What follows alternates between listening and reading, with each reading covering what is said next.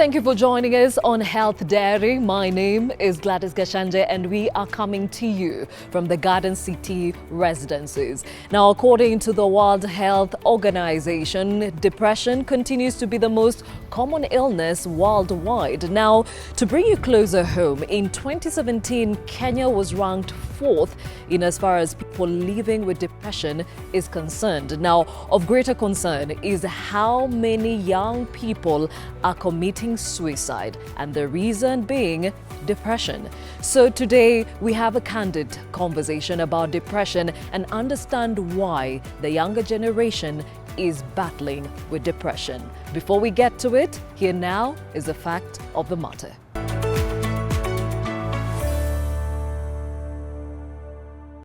Depression is characterized by, among others, sadness, loss of interest or pleasure, feelings of guilt or low self-worth, disturbed sleep or appetite, feelings of tiredness, and poor concentration. Depression can be long-lasting or recurrent, substantially impairing an individual's ability to function at work or school or even cope with daily life. At its most severe, depression can lead to suicide. According to the World Health Organization, the mental state of the world's youth is of concern, with depression reported to be the third highest disease burden among adolescents globally. In Kenya, depression is the second leading cause of death through suicide among youth aged between 15 to 29. While depression can be treated and symptoms can be alleviated, depression cannot be cured.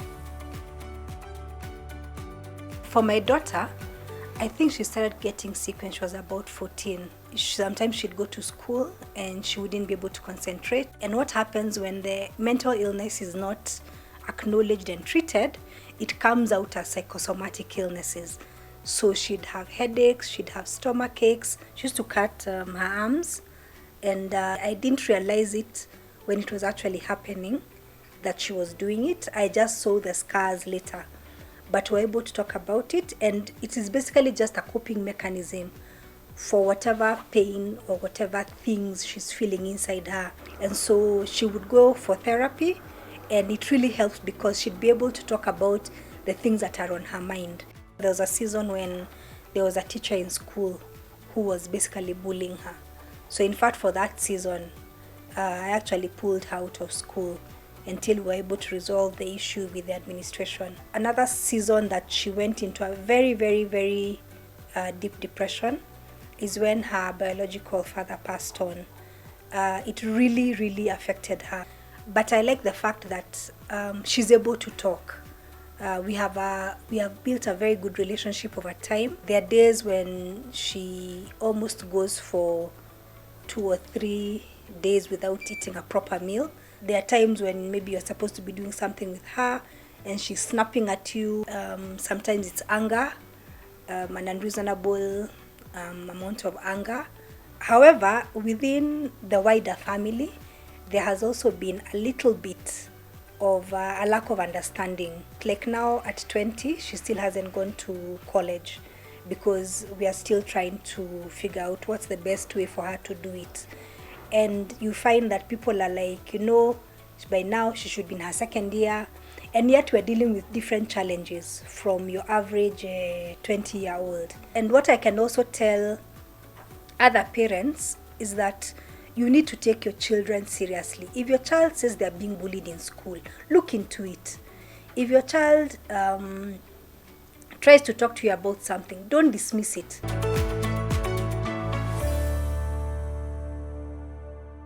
Well, depression is the leading cause of death among the youth between 15 and 29. Yet, this is a conversation that we are yet to have, and have it candidly. That is what we're going to have today. And to help me do that is Dr. Boniface Chitai. He is a psychiatrist, and Corinne Kahi, who is living with depression. Thank you for your time. And as we said, not many people speak about depression, if at all, and still viewed as a Western illness. Now, when you were diagnosed, was it at 15 or 16? At 15, I knew I had depression. Okay, I figured that I had depression, but I was diagnosed at 21. How was that for you? What made you feel like you were battling something? At first, it was sadness. So I was like, yeah, maybe I'm just like really sad all the time. But I realized that I had a problem when I began to attempt suicide and contemplate it and actually like attempt. It's just that it didn't work. And even then, mental health wasn't being discussed as much as it is now. So it was me and Google. It was me and Google. I was like, so what are the symptoms of depression? I was like, I'm ticking everything and I'm like, wow. So I tried to now figure it out since then until 21 when I was like, I need to actually get checked. At this point, you shared your struggle with anyone? No. I hadn't spoken to anyone because like my friends knew I was sad sometimes, but no one really, like it didn't go beyond that. In adolescence, you're going through a lot of, no one really cares at that moment. When you tell, your parents would really understand. You also have, it has a shame to it, where you know, I'm sad, but you don't want to look like you're having a pity party and like you need to kind of man up, or girl up, I don't know. Okay, Dr. Chitai, does that sound familiar, going by the experience you have with the many that walk through your doors? Gladys, every experience is different. Everybody goes through their own experience, and it's because human beings are unique individuals. Every person is shaped by their own experiences. And so how these things manifest will be different for different people. And but commonly, what is there is that there'll be sadness, like Corinne says, for most people, and there'll be lack of interest in any activities that bring pleasure. And you know, like eating, watching movies, going out with friends. No, a person will not derive any pleasure from that. And there'll be also just lack of energy. You'll simply not be interested in, you know, lose hope in the future. And generally, you'll have poor appetite, which then you may lose weight. Some people eat more, so they gain weight, and you lack sleep. So in the case that she was not able to tell anyone because of what she thought it would be interpreted as, sounds familiar. Yes, sounds familiar, because you want to maintain your personal dignity within the society. And a label of a mental illness comes with a lot of disadvantages and disability then that is brought because of that. And so nobody, you know, wants that label on them. Because now people will underestimate your abilities in school, at work, you know, within the family. Yeah, it may undermine your own authority within the family. And also the adolescent stage, where it occurred for her, is the period when people are considered to be going through emotional turmoil, trying to discover who they are. And so people will ignore these things and say, okay, you're just growing up, you'll get over it. Now, Corinne, at 21, you were finally diagnosed. At that point, why are you now brave enough to at least share with your family members?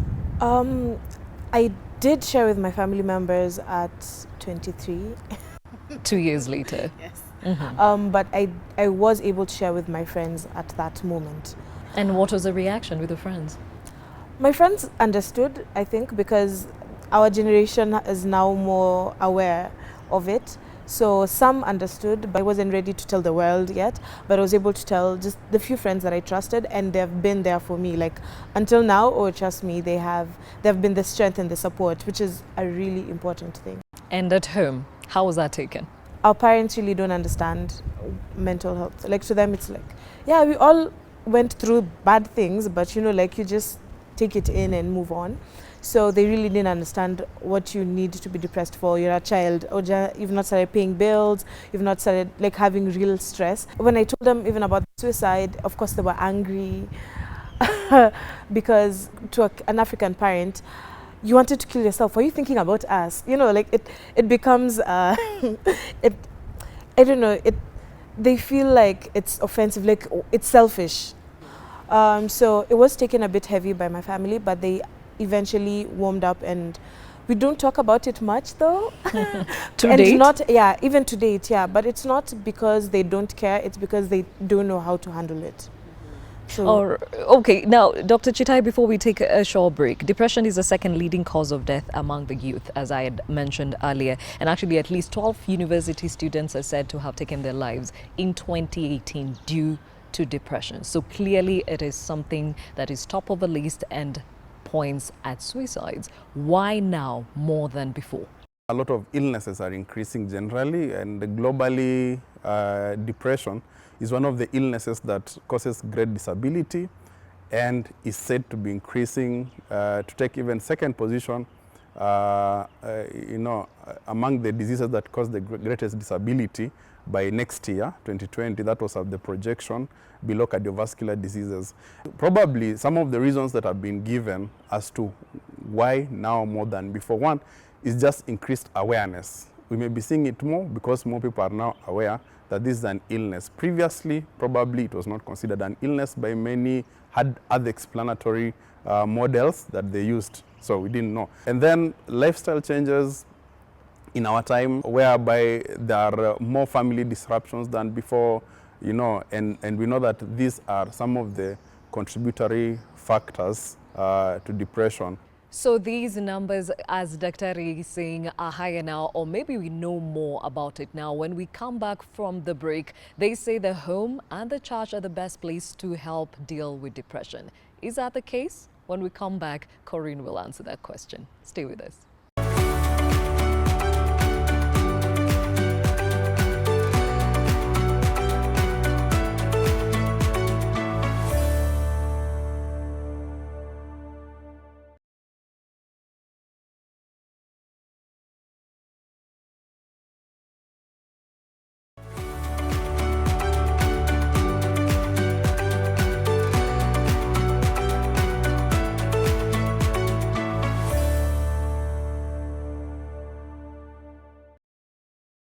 Welcome back to Health Diary. My name is Gladys Kashanja. The conversation today is depression, and more so the fact that the same is being seen in more youth today. To help me have this conversation, still with me, Dr. Chitai, a psychiatrist, and Corinne, who is living with depression. Now, why, from your own experience and observation, that we are having more young people battling depression today? social media has had a huge part to play in, especially the younger millennial generation. We always put our best foot forward on social media.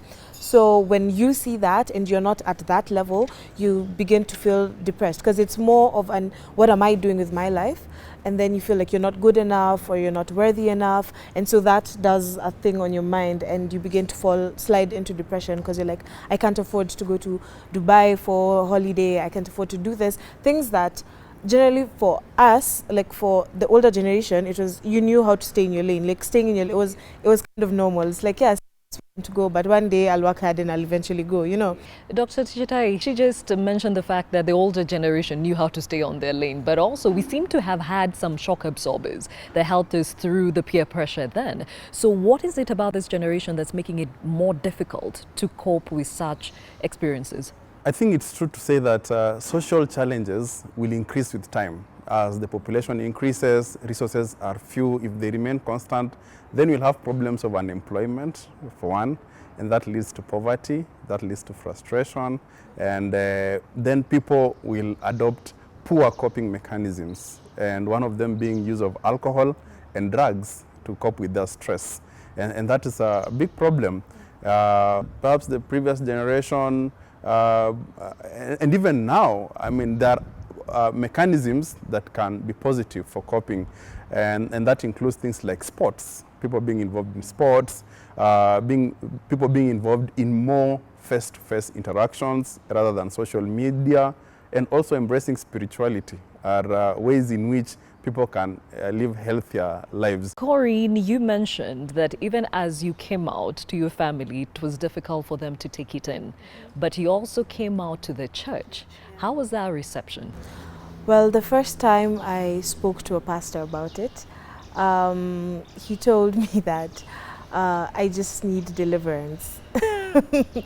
Yeah, like kutolewa mashetani.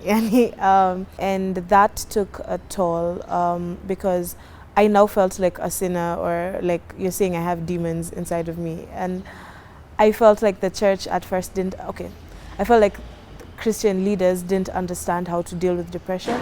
Maybe it's because they're from, again, another generation. So as a human being, they didn't know how to handle it. It took a while, actually. It took a current pastor now and at my church who spoke to me and told me he personally went out of his way to understand mental health so that he can help people in the church who are battling with it. But for most of the time, most pastors just tell you, pray, just fast, just, they don't really understand the magnitude of how it is currently affecting the generation, and they're not also leading people into counseling or medication where need be. Dr. Chitai, the reason why I brought this up is because the support system is critical in helping those that are living with depression stay on the path. So those that are helping them walk that path need to be a bit more informed about what's happening currently, right? Yes, it brings up the question of mental health literacy, knowing what causes mental illnesses, knowing their treatment, knowing prevention strategies, knowing where to send somebody who is having a mental health problem. And sometimes the norm is for them to use, religious doctrines to try and explain. And while that is good and it helps a lot of people, there are many cases where these people will need further help in the hospitals. And the good thing is that in Kenya today, there are a number of spiritual leaders, pastors, who bring patients to hospitals with mental illness. It's really commendable. Okay. And so it means that, like she said, that they have gone out of their way to do some learning and know when this does not tie in, with the doctrines. Because at the end of the day, what is important is for us to understand the basic concept about mental health is basically that one should be able to cope with normal stresses in life. You should be able to work fruitfully and productively. You should be able to realize your potential, and you should be able to contribute to the society. He's brought in getting help, going to the counselor, making sure that you are on treatment. Let's talk about that. How much does that cost? It would cost me between 3,000 and 5,000, depending on the doctor you're going to see. So is this a session? A session. And one of the reasons I stopped was because I couldn't afford it.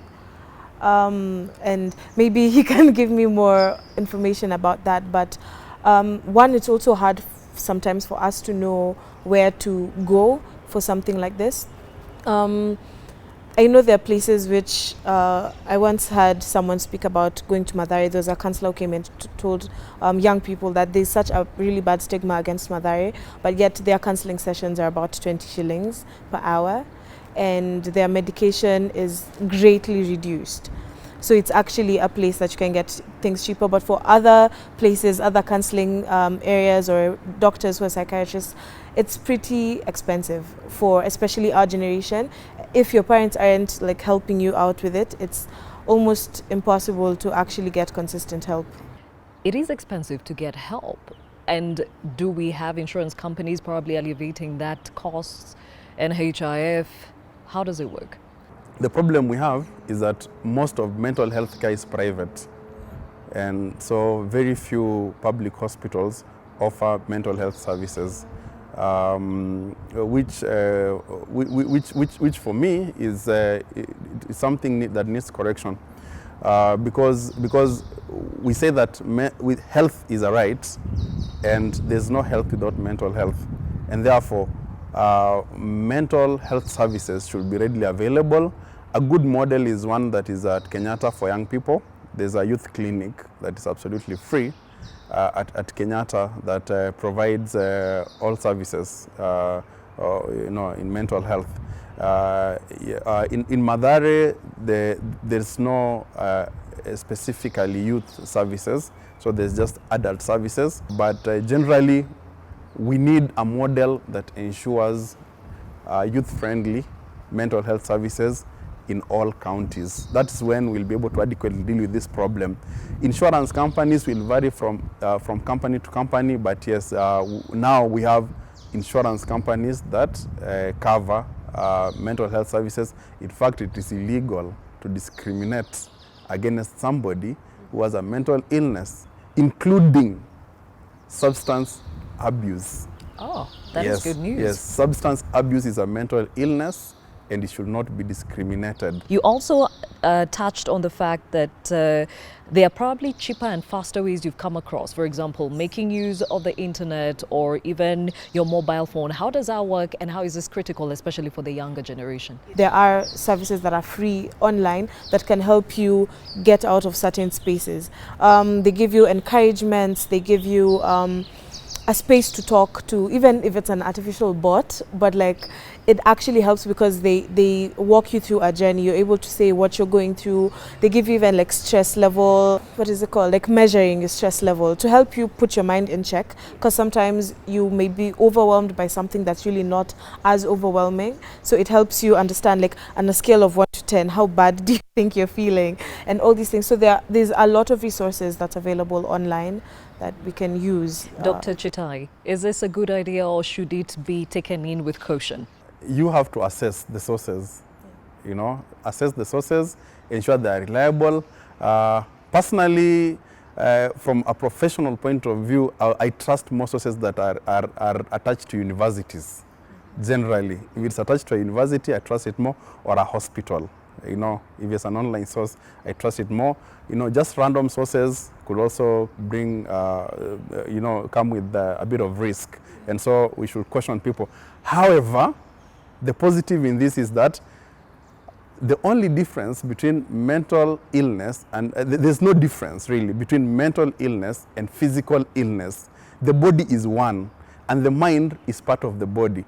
The mind, all this thing we call mind, which is just about our thoughts, our emotions, and our memory, they all come from the brain, which is part of the physical body. So there's no separation between the mind and the body, and therefore there should be no separation between mental illness and physical illness. They are all physical anyway, you know. And there's a lot of studies that have been done to show that a disease like depression has origins from genetics, from the biology. The structure of the brain is altered in depression, and when we give medication and do psychotherapy, there are changes that take place in the brain to heal it. And therefore, our society needs to take more interest in learning. Our schools, teachers need to be trained more about mental health, to teach young people from a young age to know about mental health, to take care of it, protect it, because we cannot have a society developing without good mental health. Fantastic. Yes. Well put. Again, as you've heard, that mental literacy is of importance if we are to reduce those numbers amongst the youth that are going up and up every day in as far as the struggle of depression is concerned. Thank you for your time. It has been Dr. Chitai, psychiatrist, and Corinne, who is living with depression. We now look at the health tip.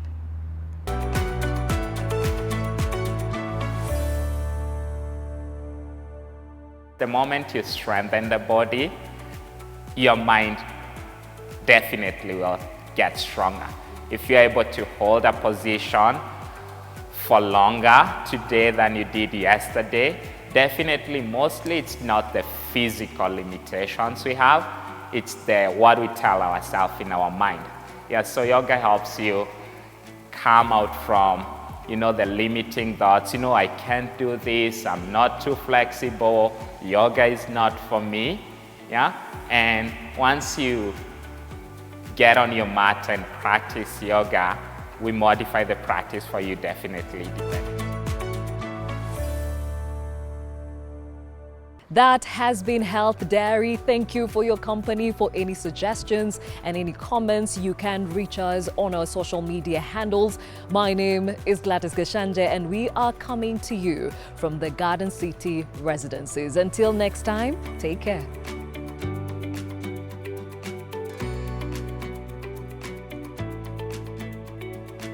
Thank you for joining us on another episode of Health Diary. Thank you for your company. Blah, blah, blah. Fanya tena.